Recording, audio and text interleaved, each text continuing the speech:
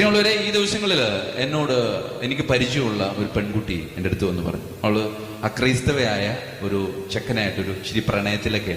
അപ്പൊ ഞാനിങ്ങനെ പറഞ്ഞു, എടി അത് അങ്ങനെ പോയാൽ ശരിയാവത്തില്ല, അങ്ങനെ ഒരുപാട് കാര്യങ്ങളൊക്കെ പറഞ്ഞു.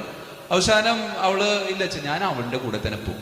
അങ്ങനെ വേറൊരു അച്ഛനുമായിട്ട് സംസാരിച്ചിട്ട് അവൾ എൻ്റെ അടുത്ത് കൂടി വന്നിട്ട്, അച്ഛാ എന്താണ് അച്ഛൻ, ഞാൻ മറ്റേ അക്രൈസ്തവനായ പയ്യനായിട്ട് കല്യാണം കഴിച്ചിട്ടുണ്ടെങ്കിൽ എനിക്ക് കുർബാന സ്വീകരിക്കാൻ പറ്റൂലേ?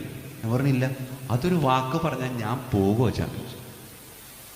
പിന്നെ ഞാനത് അവളോട് പറഞ്ഞില്ല, അതെൻ്റെ ഒരു കുഴപ്പമാണ്. പക്ഷേ ഈ പെങ്കൊച്ചു വന്നിങ്ങനെ പറയുമ്പോൾ എൻ്റെ ഉള്ളിങ്ങനെ പെട്ടെന്ന് ഇങ്ങനെ കൂടുതൽ ഇങ്ങനെ സ്പന്ദിച്ചു ഉണ്ടാവും. അപ്പോഴാണ് ഞാൻ ഈ പറഞ്ഞതിൻ്റെ പൊരുൾ യഥാർത്ഥമായിട്ട് ഞാനൊന്ന് ഉൾക്കൊണ്ടു. ഒരു കത്തോലിക്ക കുടുംബത്തിന്റെ അഹങ്കാരം എന്ന് പറയുന്നത്, കത്തോലിക്ക കുടുംബം പിറന്നു വീഴുന്നത് പരിശുദ്ധ അമ്മയുടെ മടിയിലാണെന്നാണ്. അപ്പോ എൻ്റെ അമ്മയുടെ അല്ലെങ്കിൽ എൻ്റെ കുടുംബത്തിന്റെ പിറവി സ്ഥലം ഏതാണെന്ന് ചോദിച്ചാൽ ആദ്യം നമ്മൾ പറയും ബലിപീഠത്തിന്റെ മുൻഭാഗമാണെന്ന് പറയും. പക്ഷെ കുറച്ചുകൂടെ വിശദീകരിച്ചിട്ട് പറയും, അത് എൻ്റെ പരിശുദ്ധ അമ്മയുടെ, കന്യകാമറിയത്തിന്റെ മടിയിലാണ് എൻ്റെ കുടുംബം പിറന്നു വീണത്.